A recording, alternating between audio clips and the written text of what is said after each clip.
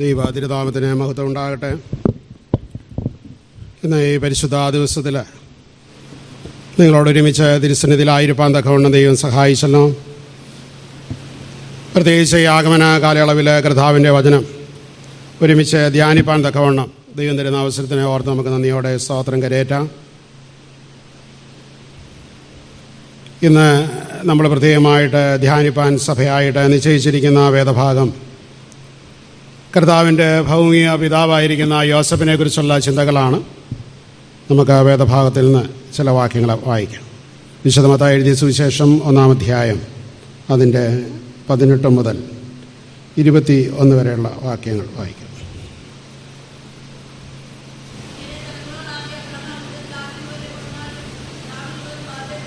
ഒന്നാം അധ്യായം 18 മുതൽ.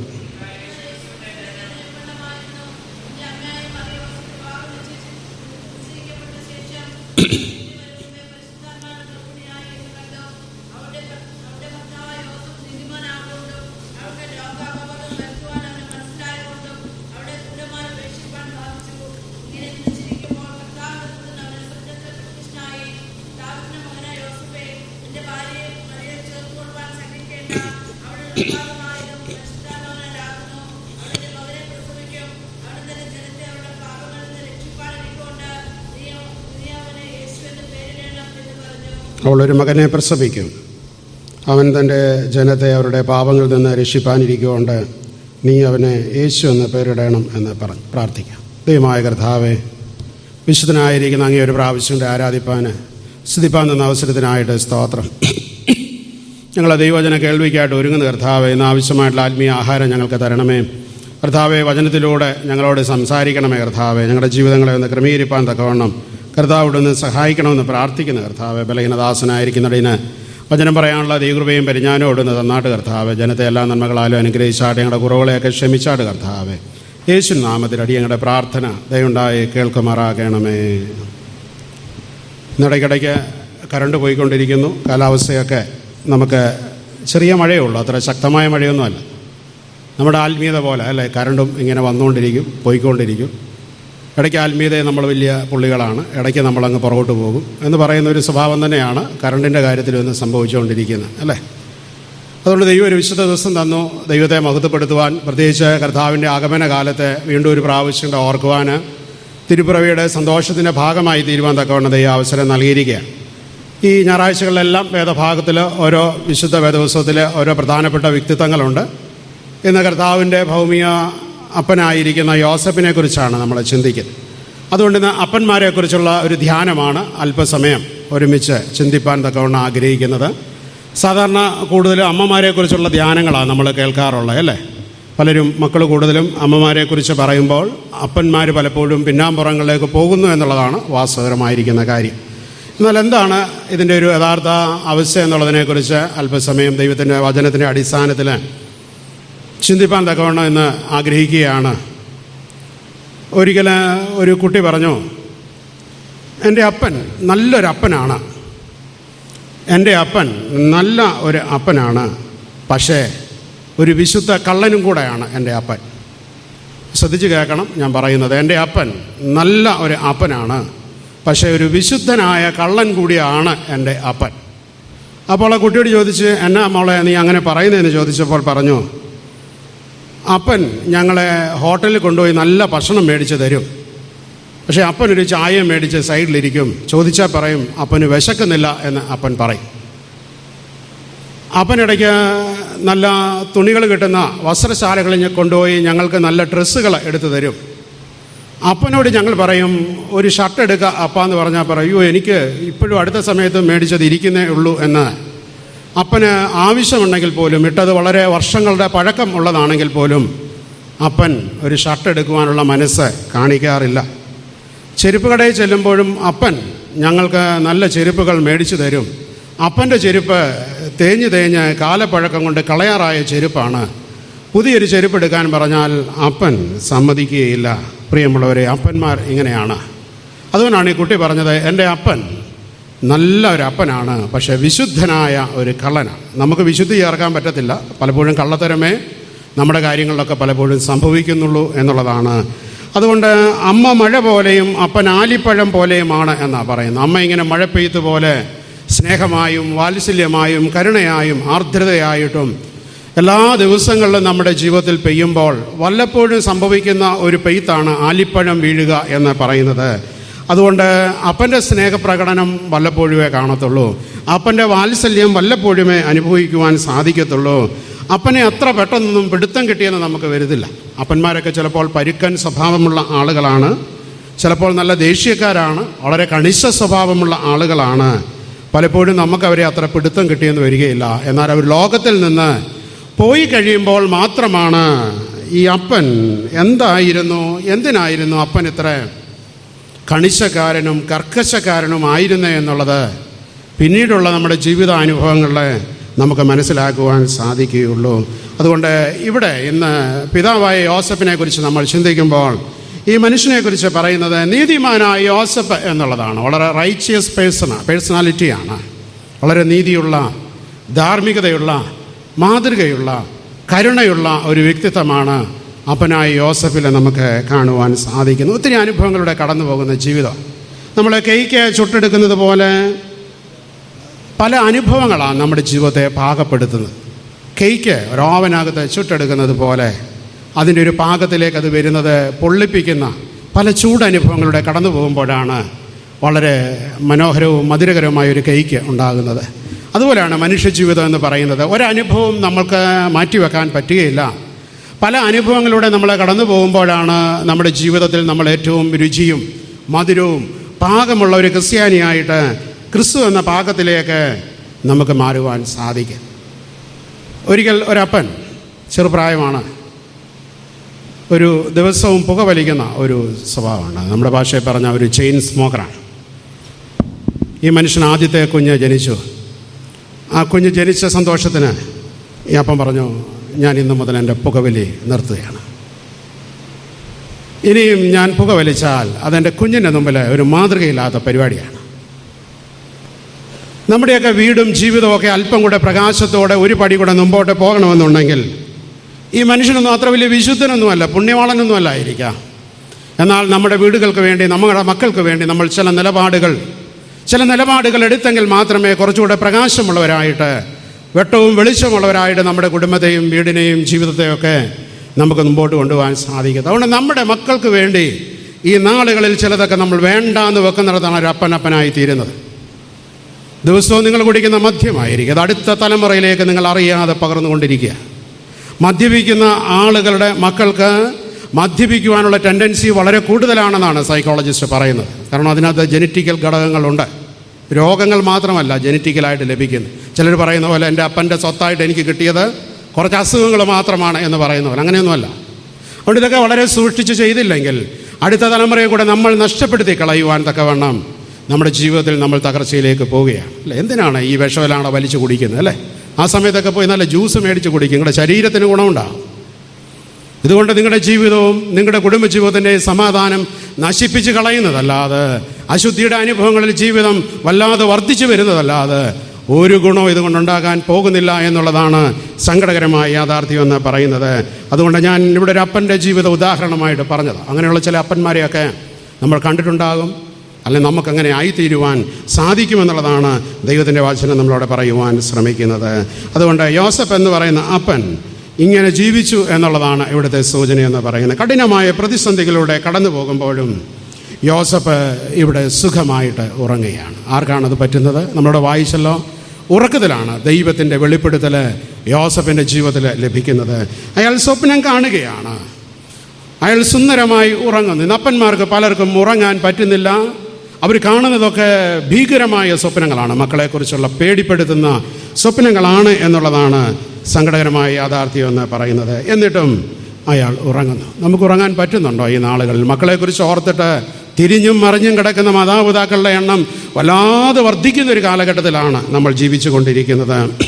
ഇവിടെ യോസഫ് പറയുകയാണ്, അവളെ അപമാനിതയാക്കുവാൻ, അവൾ നിന്ദിക്കപ്പെടുവാൻ ഞാൻ അനുവദിക്കുകയില്ല എന്ന് പറഞ്ഞ് ഗൂഢമായി ഉപേക്ഷിക്കുവാൻ ശ്രമിക്കുകയാണ്. യോസഫ് എന്നാ പറയുന്നത്?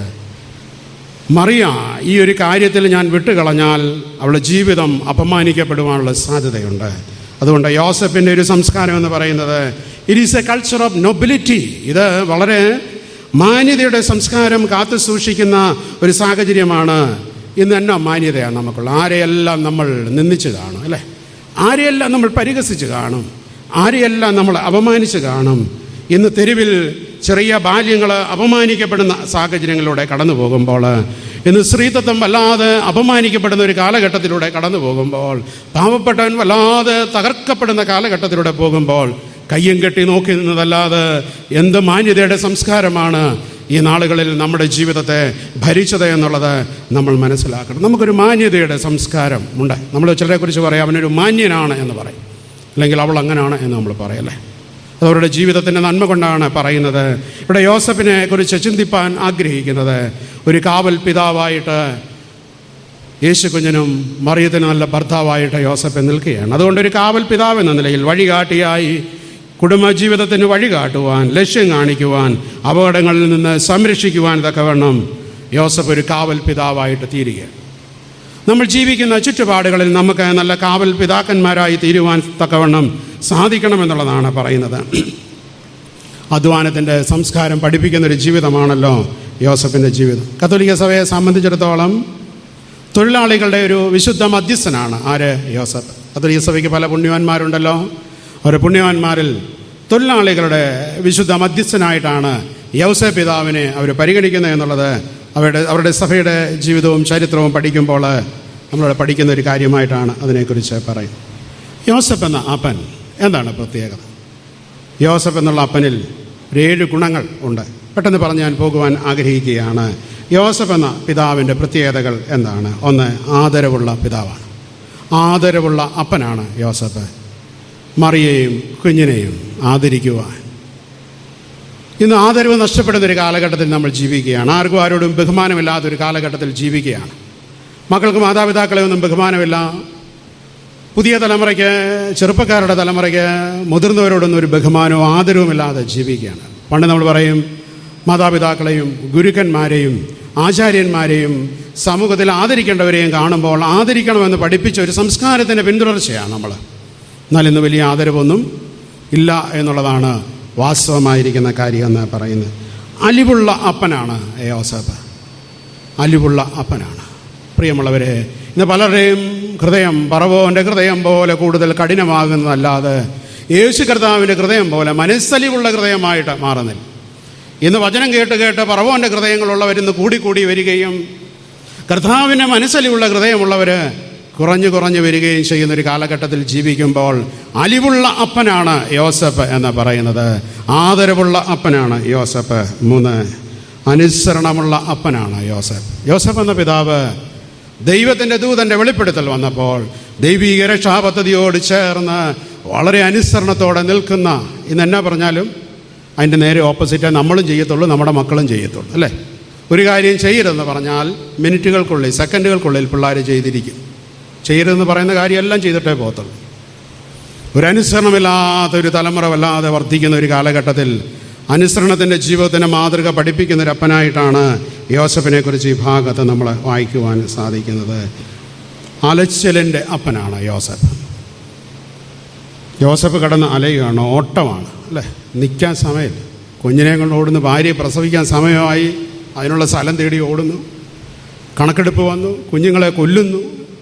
അലയുന്ന അപ്പനെയാണ് കാണുന്നത്, അല്ലേ? പ്രവാസിയായി ഈ ലോകത്ത് നിന്ന് നിങ്ങളുടെ വീട്ടിൽ നിന്ന് പോകുന്ന നിങ്ങളുടെ പ്രിയപ്പെട്ട പിതാക്കന്മാരുണ്ട്, അല്ലേ? അവരുടെ കഷ്ടപ്പാടിനെക്കുറിച്ച് നിങ്ങൾ ഏതെങ്കിലും ഒരു നിമിഷത്തിൽ ചിന്തിക്കുന്നുണ്ടോ, അല്ലേ? ഒരു വർഷത്തിലൊരിക്കലായിരിക്കാം നിങ്ങളെ കാണാൻ വരുന്നത്, അല്ലെങ്കിൽ 2-3 വർഷം കൂടുമ്പോഴായിരിക്കാം. പ്രവാസ കാലഘട്ടത്തിൻ്റെ അലച്ചിലിൽ.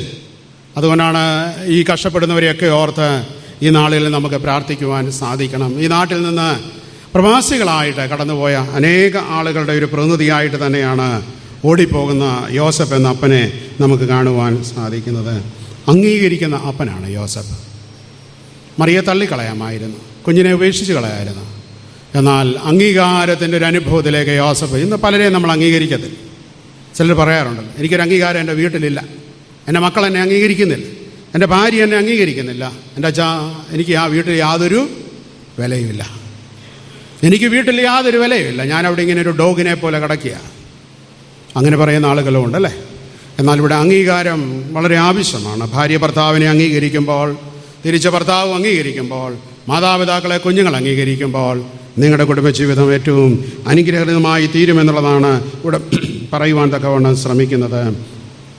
അർപ്പണമുള്ള അപ്പനാണ് യോസേപ്പ്. നല്ല സമർപ്പണമുള്ള അപ്പന്മാരായിട്ട് മാറണം പരിചയമുള്ളവരെ. ഈ നാളുകളിൽ നമ്മളോട് സൂചിപ്പിക്കുവാൻ ശ്രമിക്കുന്നത് തന്നെയാണ്. സമർപ്പണമുള്ളത് കൊണ്ടാണ് ഇത്രയും പ്രതിസന്ധി വന്നിട്ടും, ആ വെല്ലുവിളികളുണ്ട് എന്നറിഞ്ഞിട്ടും ദൈവം പറഞ്ഞ ആവശ്യത്തിന് മുമ്പിൽ, ദൈവത്തിൻ്റെ താല്പര്യത്തിന് മുമ്പിൽ അർപ്പണത്തോടെ നിൽക്കുവാൻ യോസേപ്പ് എന്ന അപ്പന് സാധിക്കുന്നു എന്നുള്ളതാണ് ഈ ഭാഗത്തിൻ്റെ അനുഗ്രഹം എന്ന് പറയുന്നത്. അണിയറയിൽ മറഞ്ഞിരിക്കുന്ന അപ്പനാണ് യോസേപ്പ്. ആ ഭാഗങ്ങളിലൊന്നും യോസേപ്പ് ഒരു വാക്ക് മിണ്ടിയെന്ന് നമ്മൾ കാണുന്നില്ല, അല്ലേ? മറ്റുള്ളവരൊക്കെ അവിടെ പറയുന്നുണ്ട്, കർത്താവ് പറയുന്നുണ്ട്, മറിയം പറയുന്നുണ്ട്. അണിയറയിൽ മറഞ്ഞിരിക്കുന്ന സാന്നിധ്യമാണ് യോസേപ്പ് എന്ന് പറയുന്ന അപ്പൻ. യേശുവും മറിയവും പൂക്കളായെങ്കിൽ അതിന് കാരണമായി തീർന്ന രഹസ്യത്തിൽ അണിയറയിൽ നിൽക്കുന്ന വേരിൻ്റെ സ്ഥാനത്താണ് യോസേപ്പ് എന്ന അപ്പനെ നമുക്കിവിടെ കാണുവാൻ സാധിക്കുന്നത്. നമ്മുടെയൊക്കെ അപ്പന്മാരിങ്ങനെ ആയിരിക്കാം, അവരെല്ലാത്തിലും കാണും, പക്ഷേ മറഞ്ഞിരിക്കും. ജീവിതത്തിൽ സുഖമെന്തെന്ന് അറിയാതെ പോയ അപ്പന്മാരുണ്ടല്ലേ. ഒരു ഷർട്ട് പോലും ഇടാൻ പറ്റാതെ പോയി ജീവിച്ച ആളുകളുണ്ട്. ചിലർക്ക് ജീവിതത്തിൽ നന്മ ലഭിക്കുമ്പോൾ പറഞ്ഞിട്ടുണ്ട്, എൻ്റെ അപ്പനുണ്ടായിരുന്നെങ്കിൽ കാറെ കയറ്റിക്കൊണ്ട് വരണമെന്ന് എനിക്ക് ആഗ്രഹം ഉണ്ടായിരുന്നു. എന്നാൽ അത് സാധിക്കാതെ പോയതിൻ്റെ വിഷമങ്ങളൊക്കെ പങ്കുവെക്കുന്ന ആളുകളെയൊക്കെ ഞാൻ കണ്ടിട്ടുണ്ട് ജീവിതത്തിൽ. ഉള്ളപ്പോൾ ഒരു പുതപ്പേലും മേടിച്ചു കൊടുക്കാൻ, ഒരു കമ്പിളിയേലും മേടിച്ചു കൊടുക്കാൻ സാധിക്കുമെങ്കിൽ സാധിച്ചോണം. അത് കടം മേടിച്ചാണേലും കൊടുത്തോണം, ഒരു ദോഷവും വരാൻ പോകുന്നില്ല. ജീവിത അനുഭവങ്ങളിൽ അപ്പന്മാരെ എങ്ങനെ സ്നേഹിക്കണം എന്നുള്ളത് കൂടെ ഈ ഭാഗം നമ്മളെ ഓർമ്മപ്പെടുത്തുന്നുണ്ട്. അതുകൊണ്ട് ഒരാൾ പിതാവായി തീരുന്നത് ഒരു വലിയ പ്രക്രിയയാണ്. പെട്ടെന്നല്ലത് സംഭവിക്കുന്നത്. തൻ്റെ കുഞ്ഞിനെ പറ്റിയുള്ള ദൈവിക സ്വപ്നത്തോട് ചേർന്നൊരു അപ്പൻ യാത്ര ചെയ്യുമ്പോഴാണ് ഒരാൾ അപ്പനായിട്ട് തീരുന്നത്. അല്ലെങ്കിൽ വെറും ലോകപിതാവായിട്ട് മാത്രമേ തീരുന്നുള്ളൂ എന്നുള്ളതാണ്. അപ്പം നൽകുമ്പോൾ അപ്പനായി തീരാം പ്രിയമുള്ളവരെ, അന്നം നൽകുമ്പോൾ അമ്മയായിട്ട് തീരാം. എന്നാൽ തൻ്റെ പൈതലിനെക്കുറിച്ചുള്ള ദൈവത്തിൻ്റെ സ്വപ്നത്തോട് ചേർന്ന് അപ്പൻ യാത്ര ചെയ്യുമ്പോഴാണ് ദൈവഹിത പ്രകാരമുള്ള അപ്പനായിട്ട് തീരുന്നത്. യോസേപ്പ് ആ യാത്രയിലാണ് ഇവിടെ എന്നുള്ളതാണ് കാണുന്നത്. അതുകൊണ്ട് യോസേപ്പ് നൽകിയ വാത്സല്യവും ഉത്തരവാദിത്വവും എന്താണ്? പലരും പണിതത് വീടാണ്. എന്നാൽ കുടുംബം ദൈവഹിത പ്രകാരം പണിതവർ ചുരുക്കമാണ്. ദൈവഹിത പ്രകാരം കുടുംബം പണിതവനാണ് യോസേപ്പ് എന്ന് പറയുന്നത്. നമ്മളൊക്കെ നല്ല വീടൊക്കെ വെക്കാറുണ്ടല്ലേ. എന്നാൽ കുടുംബം, ഒരു ക്രിസ്തീയ കുടുംബം പണിയണമെന്നുണ്ടെങ്കിൽ ദൈവകൃപയാൽ ദൈവത്തോട് ചേർന്ന് മാത്രമേ നമുക്ക് സാധ്യമായി തീരുകയുള്ളൂ. ആ ഒരു നിർമ്മാണത്തിലാണ് യോസേപ്പ് എന്ന തച്ചനെ നമുക്കിവിടെ വായിക്കുവാൻ സാധിക്കുന്നത്. കുട്ടികളുടെ ചില പാളിച്ചകൾ സംഭവിക്കും. ഒരു കണ്ണ് എപ്പോഴും കുഞ്ഞുങ്ങളുടെ മേലെ ഉണ്ടാകണമെന്നുള്ളത് ഈ കാലഘട്ടത്തിൻ്റെ വലിയൊരു ആവശ്യമാണ്. ഈ നാളുകളിൽ നമുക്കതാണ് നഷ്ടപ്പെട്ടു പോകുന്നത്, അല്ലേ? നമ്മുടെ ദേവാലയങ്ങളിൽ നമ്മുടെ കുഞ്ഞുങ്ങൾ നമ്മുടെ ആരാധനയുടെ മുമ്പിലിരുന്ന് ആരാധിക്കണമെന്ന് പറയുന്നതിൻ്റെ ഒരു ഘടകവും കാര്യവും അതുതന്നെയാണ്. ഈ കുഞ്ഞുങ്ങൾ ആരാധനയിൽ അലക്ഷ്യമായിട്ടിരിക്കാൻ പാടില്ല, അശ്രദ്ധമായിട്ടിരിക്കാൻ പാടില്ല. അവർ ദൈവഹിതപ്രകാരം സമർപ്പണത്തോടെ ആരാധനയുടെ ഭാഗമായി തീരണം. ഇതൊക്കെ പിതാക്കന്മാർ കണ്ടുകൊണ്ടാണ്. ഇപ്പോൾ എവിടെയാണ്? എല്ലാവരും പോർച്ചിലാണ് ഇരിക്കുന്നത്. അവിടെ ഒരു ഊഞ്ഞാലൂടെ കെട്ടിക്കൊടുത്താൽ ആടി സുഖമായിട്ടിരുന്ന് അച്ഛൻ്റെ പ്രസംഗത്തിന് മാർക്ക് വിട്ടിട്ട് വീട്ടിൽ പോകും, അല്ലേ? ഇത് രാവിലെ നല്ല മഴ, അല്ലേ? പള്ളി വരണമെന്നുള്ള തോന്നൽ എത്ര പേർക്കുണ്ട്? ചിലർ ചിന്തിച്ച് കാണും, ഒരു കപ്പലണ്ടിയൊക്കെ വറുത്ത് ഹല്ലേലൂയ സ്തോത്രമൊക്കെ പറഞ്ഞ് വീട്ടിയിരിക്കുക. അങ്ങനത്തെ ക്രിസ്ത്യാനിയായിട്ട് നമ്മൾ മാറിക്കൊണ്ടിരിക്കുക, അല്ലേ? ജീവിതത്തിലൊരു കുത്തുമില്ല, ഒരു കുത്തലുമില്ല, അനുതാപവുമില്ല, അല്ലേ? പെരുമഴയത്ത് നമ്മൾ എന്തെല്ലാം കാര്യത്തിന് പോകുന്ന ആളുകളാണ്. ഇത് വെറുതെ ചന്നം ഭിന്നം പെയ്യുന്നു എന്നുള്ളത് മാത്രമേ ഉള്ളൂ. നമുക്കൊരു താല്പര്യമൊന്നുമില്ല, അല്ലേ? നമ്മളെല്ലാം മാറ്റി വെച്ചത് ദൈവത്തിൻ്റെ സമയവും ദൈവത്തിൻ്റെ താല്പര്യങ്ങളുമാണ് എന്നുള്ളത് കണക്ക് കൊടുക്കേണ്ടി വരും പ്രിയമുള്ളവരെ. അക്കൗണ്ടബിലിറ്റി വളരെ പ്രധാനപ്പെട്ടതാണ് എന്നുള്ളതാണ് ഇവിടെ പറയുന്നത്. നീതിമാനായ യോസേപ്പ് നീതിമാൻ എന്ന് പറയുവാൻ ശ്രമിക്കുന്നത് അർഹതപ്പെട്ടത് മറ്റുള്ളവർക്ക് കൊടുത്തത് കൊണ്ടാണ്. അതുകൊണ്ട് പണം മാത്രമല്ല ഒരപ്പൻ മക്കൾക്ക് കൊടുക്കേണ്ടത്, ചോറും ചൊല്ലും കൊടുക്കുന്നവനായിട്ട് ഒരപ്പൻ മാറുവാൻ തക്കവണ്ണം സാധിക്കണം എന്നുള്ളതാണ് ഇവിടെ പറയുവാൻ ശ്രമിക്കുന്നത്. ഈ നാളുകളിൽ നമ്മൾ എന്താണ്, ചിലർക്ക് തോന്നാം ഒരു കോമാളി വേഷം കെട്ടുന്നവനാണ് യോസേപ്പ് എന്ന്. ചില അപ്പന്മാർ കോമാളി വേഷം കെട്ടിയത് കൊണ്ടാണ് നിങ്ങൾ മക്കൾ നന്മകൾ അനുഭവിക്കുന്നത്. ഇവിടെ ഒരു കോമാളി വേഷമാണ് യോസേപ്പ് കെട്ടി ആടുന്നതെന്ന് നമ്മൾ ചിലപ്പോൾ ചിന്തിക്കാം. ചില അപ്പന്മാർ കോമാളികളായി തീർന്നത് കൊണ്ടാണ് നമ്മുടെയൊക്കെ ജീവിതത്തിൽ നമ്മൾ ചില നന്മകൾ അനുഭവിക്കുകയും ഇപ്പോഴും അനുഭവിച്ചു കൊണ്ടിരിക്കുകയും ചെയ്യുന്നു എന്നുള്ളത് ഒരിക്കലും മറന്നു പോകരുത്. യോസഫിന് 2 ശൈലികൾ സ്വീകരിക്കാമായിരുന്നു. ഒന്ന്, മറിയത്തിനെ അപമാനിച്ച് ലോകത്തിന് കല്ലെറിയാൻ വേണ്ടി വിട്ടുകൊടുക്കാമായിരുന്നു. വളരെ തെറ്റിദ്ധരിക്കുന്നൊരു അനുഭവം ഉണ്ടാകാമായിരുന്നു. എന്നാൽ യോസഫ് സ്വീകരിക്കുന്നത് വിവേകത്തിൻ്റെ ശൈലിയാണ്. യോസഫ് സ്വീകരിക്കുന്നത് വിവേകത്തിൻ്റെ ശൈലിയാണ് എന്നുള്ളതാണ് പറയുന്നത്. അതുകൊണ്ട് ചില അപ്പന്മാർ കഴുതയെപ്പോലെ ജീവിച്ചതുകൊണ്ടും കോമാളിയെപ്പോലെ കെട്ടിയാടിയതുകൊണ്ടും നമ്മൾ ചില ജീവിതങ്ങളിൽ നന്മകൾ ഇന്നും അനുഭവിക്കുന്നു. പൊട്ടനായിപ്പോയി. മനഃപൂർവ്വമാണ് പ്രിയമുള്ളവരെ. എന്നാൽ ഞാൻ പറയുന്നു, ചിലർ കോമാളിയായതുകൊണ്ടും ചിലർ കഴുതകളായതുകൊണ്ടും ചില അപ്പന്മാർ പൊട്ടനായതുകൊണ്ടുമാണ് ഒരു കുടുംബം തിരുക്കുടുംബമായി മാറുന്നത്. ഒരു കുടുംബം തിരുക്കുടുംബമായി തീരണമെന്നുണ്ടെങ്കിൽ ചില കോമാളി വേഷങ്ങൾ കെട്ടിയാടുമ്പോഴും ചിലർ കഴുതയായി തീരുമ്പോഴുമാണ് ഒരു കുടുംബം അനുഗ്രഹിക്കപ്പെട്ട കുടുംബമായിട്ട് മാറുന്നത്. ഭർത്താവ് ചിലപ്പോൾ കഴുതയായതുകൊണ്ടായിരിക്കാം, ഭാര്യ അതായതുകൊണ്ടായിരിക്കാം. ചില കുടുംബങ്ങൾ വളരെ നല്ല നന്മകൾ അനുഭവിച്ച് മുമ്പോട്ട് പോകുവാൻ തക്കവണ്ണം സാധിക്കുന്നു എന്നുള്ളതാണ് ഇവിടെ പറയുന്നത്. അതുകൊണ്ട് ഈ അപ്പന്മാരൊക്കെ സങ്കടം പറഞ്ഞതൊക്കെ ദൈവത്തോടാണ് പ്രിയമുള്ളവരെ. നമ്മൾ സാധാരണ പറയാറുണ്ട്, അപ്പന്മാർ കരഞ്ഞതൊന്നും ഞങ്ങൾ കണ്ടില്ല. അപ്പന്മാർ കരഞ്ഞതൊന്നും ഞങ്ങൾ കണ്ടില്ല എന്ന് പറയും. അവരങ്ങനെയാണ് പ്രിയമുള്ളവരെ. സങ്കടങ്ങൾ ആരോടും പറയാറില്ല. യോസഫ് ആരോടും പറഞ്ഞില്ല. യോസഫിൻ്റെ സങ്കടം യോസഫ് അവിടെ പറയുന്നതായിട്ട് നമുക്ക് വായിക്കുവാൻ സാധിക്കുന്നില്ല. ചിലരിങ്ങനെ സങ്കടം വന്നു കഴിഞ്ഞാൽ പിന്നെ താടിക്ക് കൈയും കൊടുത്തൊരു ഇരിപ്പാണ്. പിന്നെ JCB വന്നെടുത്ത് മാറ്റിയാലേ മാറത്തുള്ളൂ അവസ്ഥയിലാണ് കാര്യം. അങ്ങനെ ഇരിക്കണ്ട, എഴുന്നേറ്റ് പോകണം. പ്രതിസന്ധികളുടെ മധ്യത്തിൽ എഴുന്നേറ്റ് പോകണം എന്നുള്ളതാണ് യോസഫ് എന്ന് പറയുന്ന അപ്പൻ നമ്മളെ പഠിപ്പിക്കുവാൻ തക്കവണ്ണം ശ്രമിക്കുന്നത്. അതുകൊണ്ട് ഒരു വിശുദ്ധൻ്റെ എല്ലാ ചേരുവയും യോസഫിലുണ്ട്. നമ്മൾ ചില വിശുദ്ധന്മാരെക്കുറിച്ച് പറയുമ്പോൾ എന്തുകൊണ്ടാണ് യോസഫിനെ ഒരു വിശുദ്ധനായിട്ട് പറയുന്നത്? ഒരു തിയോളജിക്കൽ സ്കോളർ, ദൈവശാസ്ത്ര പണ്ഡിതൻ യോസഫിൻ്റെ ജീവിതത്തെക്കുറിച്ച് ഇങ്ങനെ പറയുന്നു. ജോസഫ് എന്ന പേര് ഇംഗ്ലീഷിൽ എഴുതുമ്പോൾ ഓരോ അക്ഷരവും ചേരുമ്പോൾ യോസഫ് എന്ന് പറയുന്ന വിശുദ്ധൻ്റെ ഓരോ ചേരുവകളാണ് പറയുന്നത്. അതിലൂടെ യോസഫ് ഒരു വിശുദ്ധനായി തീരുകയാണ്. ആണല്ലോ ആദ്യത്തെ അക്ഷരം, ജസ്റ്റിസ്, നീതിമാനായിരുന്നു യോസഫ്. ഞാൻ കൂടുതൽ വിശദീകരിക്കുന്നില്ല, പറഞ്ഞു കഴിഞ്ഞല്ലോ. ഒബീഡിയൻസ്, അനുസരണമുള്ളവനായിരുന്നു അല്ലേ. ദൈവം ആവശ്യപ്പെട്ടപ്പോൾ പരിപൂർണ അനുസരണത്തിൽ നിൽക്കുകയാണ്. സൈലൻസ്, ഞാൻ പറഞ്ഞല്ലോ, യോസഫ് അവിടെ ഒന്നും സംസാരിക്കുന്നില്ല. മൗനത്തിൻ്റെ ആചാര്യനാണ് യോസഫ് എന്ന് പറയുന്ന ആള്. എന്ന് പറഞ്ഞാൽ എക്സ്പീരിയൻസ് ആണ് പ്രിയമുള്ളവരെ. ഒത്തിരി പൊള്ളുന്ന അനുഭവങ്ങളുടെ കടന്നുപോയവനാണ് യോസഫ്. ഒത്തിരിയുണ്ട്, ഞാനെല്ലാം പറയുന്നില്ല. അഭയാർത്ഥിയായിട്ട്, പ്രവാസിയായിട്ട് ഒത്തിരി പ്രയാസങ്ങളോടെ കടന്നു പോകുന്നു. പ്രൂഡൻസ്, വിവേകം. എറിഞ്ഞു കൊടുക്കായിരുന്നു, കല്ലെറിയാൻ വേണ്ടി സ്വന്തം ഭാര്യയെ അപമാനിക്കാമായിരുന്നു. എന്നാൽ യോസഫ് വിവേകത്തോടെ പെരുമാറുന്നതാണ് കാണുവാൻ സാധിക്കുന്നത്. ഹ്യൂമിലിറ്റിയാണ്. വിനയത്തിൻ്റെ ആത്മാവിനാലാണ് യോസഫ് എന്ന് പറയുന്ന വിശുദ്ധൻ്റെ ജീവിതം വായിക്കുവാൻ സാധിക്കുന്നത്. ഒരു മരപ്പണിക്കാരനായിരുന്നു എന്നുള്ളത് നമുക്കറിയാം. എന്നാൽ ജീവിതത്തിൽ കുടുംബത്തിനും ആവശ്യമായിട്ടുള്ള കൃത്യ അളവുകളിൽ ചീന്തേരിടുവാൻ തക്കവണ്ണം, അത് മിനുക്കുവാൻ തക്കവണ്ണം, നല്ലതാക്കുവാൻ തക്കവണ്ണം യോസഫ് എന്ന് പറയുന്ന തച്ചന് സാധിച്ചു എന്നുള്ളതാണ് ഇവിടുത്തെ ചിന്തയെന്ന് പറയുന്നത്. അതുകൊണ്ട് ഇന്ന് ഈ വചനം ഞാൻ ധ്യാനിച്ച് അവസാനിപ്പിക്കുമ്പോൾ ഞാൻ നിങ്ങളോട് ചോദിക്കുന്നത്, ലോകപ്രകാരം നിങ്ങൾ യോസഫിന് എത്ര മാർക്ക് കൊടുക്കും? നമ്മൾ വിചാരിക്കും ഇവിടെ ഒരു കൺവെൻഷൻ വന്ന് ഭയങ്കര തകർപ്പൻ പ്രസംഗവും നടത്തി ഒരു ബഹളവും ഉണ്ടാക്കി ഭയങ്കരമായിട്ട് ഇറങ്ങിപ്പോകുന്ന ആളുകളെ ഓർത്തിട്ട് നമ്മൾ പറയും അവർ ആത്മീയരാണ് എന്ന് പറയും. അതിൻ്റെ ഒരു തലം മാത്രമേ ഉള്ളൂ. യോസഫയുടെ ഇളക്കവും ബഹളവും ഒന്നുമില്ല പ്രിയമുള്ളവരെ. യോസഫിൻ്റെ ജീവിതത്തെക്കുറിച്ച് നമ്മൾ ചിന്തിക്കുമ്പോൾ യോസഫ് ഒരു നീതിമാനായിരുന്നു എന്ന് വേദപുസ്തകം പറയുന്നുള്ളൂ. യോസഫ് ഒരു വിശുദ്ധനായിരുന്നു എന്ന് മാത്രമേ വേദപുസ്തകം നമ്മളെ പഠിപ്പിക്കുന്നുള്ളൂ. അതുകൊണ്ട് ഞാൻ പറയും, നിങ്ങൾ ചിന്തിക്കുന്ന ആത്മീയരെക്കാളിലും ഒരു പണത്തൂക്കം കൂടെ മുമ്പിലാണ് യോസഫ് എന്ന് പറയുന്ന വിശുദ്ധൻ. നിങ്ങൾ ചിന്തിക്കുന്ന ആത്മീയരെക്കാളിലും, ദ സോ കോൾഡ് ആത്മീയരെക്കാളും ഒരു പണത്തൂക്കം കൂടെ മുമ്പിലാണ് യോസഫ് എന്ന് പറയുന്ന ഈ വിശുദ്ധനായ മനുഷ്യനെക്കുറിച്ച് നമുക്ക് ചിന്തിക്കുവാൻ സാധിക്കുന്നത്. അപ്പൻ്റെ അടുത്ത് മക്കള് മിണ്ടിയിട്ടത്ര നാളുകളായി അല്ലേ. കുഞ്ഞു കഴിഞ്ഞ് കുറച്ച് കഴിഞ്ഞാൽ പിന്നെ മിണ്ടാട്ടമൊക്കെ കുറവാണ്. ഇപ്പം പിള്ളേരെ മിണ്ടാൻ വരുന്നത് എപ്പോഴാണ്? കാശ് ചോദിക്കാൻ വരുമ്പോൾ മാത്രമേ അപ്പൻ്റെ അടുത്ത് വരത്തുള്ളൂ പല പിള്ളേരും ഇപ്പം.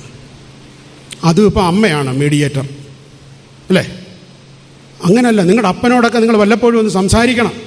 അപ്പനിടയ്ക്ക് ഒരു ഉമ്മയൊക്കെ കൊടുക്കാൻ പറ്റണം അല്ലേ. വയസ്സ് 25 എന്ന് പറഞ്ഞുകൊണ്ട് അപ്പനും ഉമ്മ കൊടുക്കണ്ടെന്നൊന്നുമല്ല. ഇവിടെയൊക്കെ ഒരു ഗ്യാപ്പ് വന്നുകൊണ്ടിരിക്കുക അല്ലേ? നമ്മൾ പറയും അമ്മ സ്നേഹമാണെങ്കിൽ അപ്പൻ കരുതലാണ്. പ്രിയമുള്ളവരെ, മറിയ സ്നേഹമാണെങ്കിൽ യോസഫ് കരുതലാണ്. അമ്മ കുഞ്ഞിനെ ഉദരത്തിൽ വഹിക്കുമ്പോൾ കുഞ്ഞിനെ നെഞ്ചിൽ ചുമക്കുന്നവനാണ് അപ്പൻ എന്ന് പറയുന്നത്. അമ്മ കുഞ്ഞിനെ ഉദരത്തിൽ വഹിക്കുമ്പോൾ കുഞ്ഞിനെ ഹൃദയത്തിൽ വഹിക്കുന്നവനാണ് അപ്പൻ എന്ന് പറയുന്നത്. അമ്മ കണ്ണുനീരിൻ്റെ മഴയായിട്ട്, പ്രാർത്ഥനയുടെ മഴയായിട്ട് നിങ്ങളുടെ ജീവിതത്തിൽ പെയ്തിറങ്ങുമ്പോൾ അപ്പൻ്റെ വിയർപ്പ് സുഗന്ധമായി നിങ്ങളുടെ ജീവിത പരിസരങ്ങളിലുണ്ട്. മറന്നു പോകരുത്. നിങ്ങളെ നിങ്ങളാക്കിയത് ഈ അപ്പൻ്റെ വിയർപ്പിൻ്റെ സുഗന്ധമാണ് എന്നുള്ളത് ഒരിക്കലും മറന്നു പോകരുത് എന്നുള്ളത് പറയും. നിങ്ങൾ പറയും നിങ്ങളുടെ ജീവിതത്തിൽ നിങ്ങൾ വായിച്ച ഏറ്റവും നല്ല പുസ്തകം അമ്മയാണ് എന്ന് പറയുമ്പോൾ അത് വായിക്കുവാൻ വെളിച്ചം നൽകിയത് അപ്പൻ എന്ന സാന്നിധ്യമാണ്. അതൊരിക്കലും മറന്നു പോകരുത്. അതുകൊണ്ട് അപ്പന്മാർ കൊണ്ട വെയിലാണ് നിൻ്റെ ജീവിതത്തിൻ്റെ തണലെന്ന് പറയുന്നത്.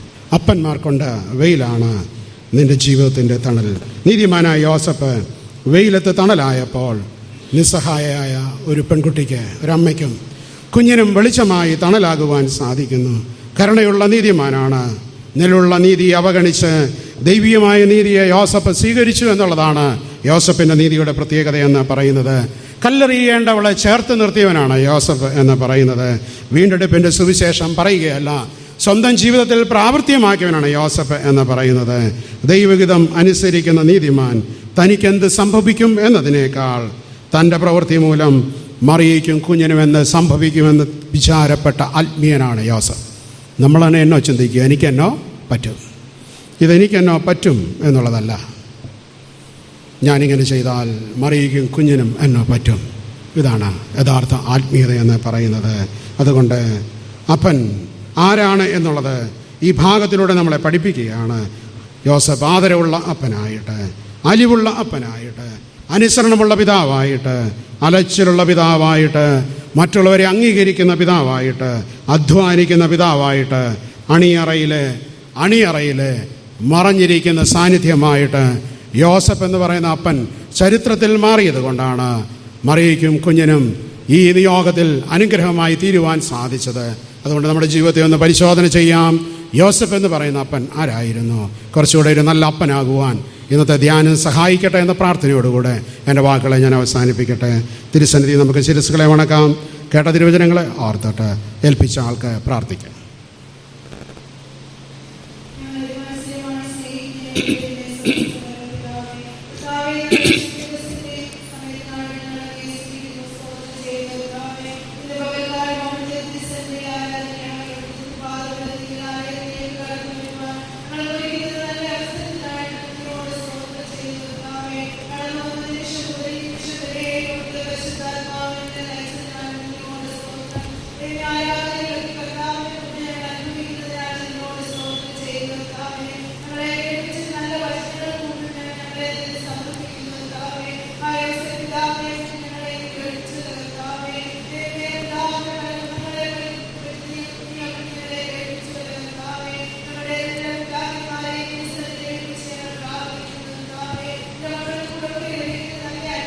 ായിട്ട് നന്ദിയോടെ സ്തോത്രം ചെയ്യുന്ന കർത്താവെ, നീതിമാനായിരുന്ന അർപ്പണബോധമുള്ളവനായിരുന്ന കർത്താവെ, മറ്റുള്ളവരെ ആദരിക്കുന്നവരായി കർത്താവെ ഒക്കെ ആയി തീരുവാൻ ദൈവമേ യോസഫിനെ എടുത്ത് ഉപയോഗിച്ചതുപോലെ ഞങ്ങളുടെ എല്ലാ പിതാക്കന്മാരെ അവിടെ നിന്ന് എടുത്ത് ഉപയോഗിക്കുമാറാകണമേ എന്ന് പ്രാർത്ഥിക്കുന്നു കർത്താവെ.